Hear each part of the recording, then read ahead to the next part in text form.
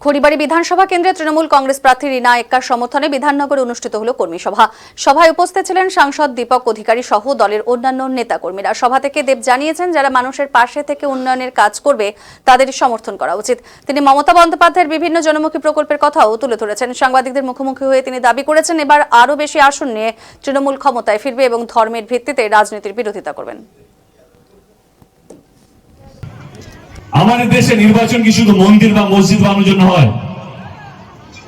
নির্বাচনটা আসলে হয় যে কতগুলো স্কুল করবে, হসপিটাল করবে, রাস্তাঘাট করবে, আপনাদেরকে ভালো রাখবে, আপনাদেরকে সুস্থ রাখবে এবং আপনাদেরকে যে এক রাখবে। এই নির্বাচনটা হচ্ছে সেই নির্বাচন। আমি আপনাদেরকে অনুরোধ করবো, ভোট যাকে ইচ্ছা দিতে পারেন, কিন্তু মাথায় রাখবেন জয় শ্রীরাম আর জয় বাংলার মাঝখানে ফাঁসবেন না। যে আপনাদেরকে ভালো রেখেছে, যে আপনাদেরকে ভালো আগামী দিন রাখবে, তার হাতটা শক্ত করবেন। যে দল আপনাদের পাশে ছিল, যে দল আপনাদের পাশে আছে এবং যে দল আপনাদের পাশে থাকবে, তারই জেতা উচিত। যে দল ধর্ম দেখে কাজ করে সেই দলকে নয়, যাদের কাজটাই ধর্ম সেই দলটাই হাতটা শক্ত করুন। এবং আমি তৃণমূল কংগ্রেসের গত 12 বছরের সাংসদ, আমি এইটুকু আপনাদের কথা দিয়ে বলতে পারি, এইটুকু দায়িত্ব নিয়ে বলতে পারি যে আমাদের দল ধর্ম দেখে কাজ করে না। আমাদের দলের কাজটাই হচ্ছে আসল ধর্ম এবং আপনাদেরকে ভালো রাখাটাই হচ্ছে আমাদের আসল ধর্ম। আপনাদেরকে এক রাখাটাই হচ্ছে আমাদের আসল ধর্ম। এবং বাংলা কিভাবে উন্নতি করে, বাংলার প্রত্যেকটা মানুষ কিভাবে ভালো এবং সুস্থ থাকে, এটাই হচ্ছে আমাদের পরম ধর্ম।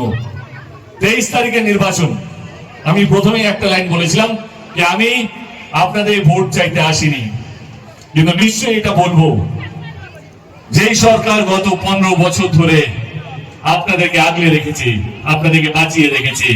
আমরা এরকম বিভিন্ন ইনসিডেন্ট দেখি, কখনো উড়িষ্যাতে কোন বাঙালিকে দেখলে পিটিএ মেরে দিচ্ছে বাংলাদেশি বাংলাদেশি বলে, কখনো বিহারে হচ্ছে, কখনো ইউপিতে হচ্ছে, দিল্লিতে হচ্ছে, রাজস্থানে হচ্ছে।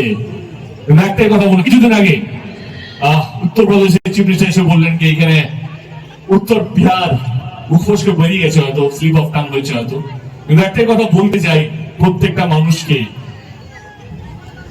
এটা বিহার নয়, এটা বাংলা।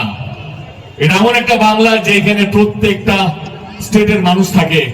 যে রাজস্থানী হতে পারে, সে বিহারি হতে পারে, সে নেপালি হতে পারে, সাউথ ইন্ডিয়ান হতে পারে, মহারাষ্ট্র হতে পারে। এইটাই হচ্ছে আমাদের গর্ব।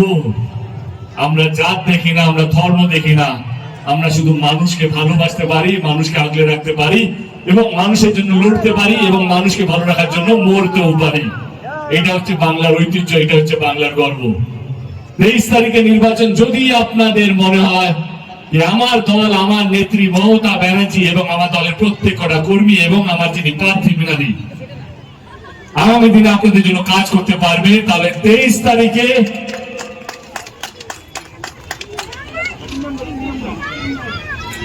যদি আমাদের দল, আমাদের নেত্রী মমতা ব্যানার্জি এবং আমার দলের কর্মীরা এবং আমার প্রার্থীরা আগামী দিন আপনাদের জন্য কাজ করতে পারবে, তাহলে ইভিএম মেশিনে 3 নম্বর বাটনটা টিপে,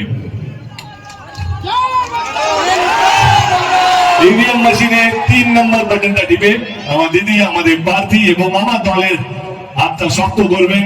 এইটুকুই বলার জন্য এসেছি আপনাদের কাছে।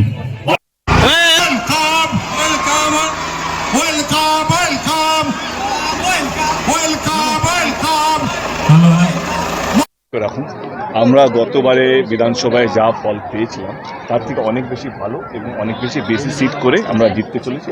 এটা নিয়ে কোনো সন্দেহ নেই। ধর্মের নামে রাজনীতির একটা কথা বললেন, কারেক্ট? আপনার মনে হয়নি?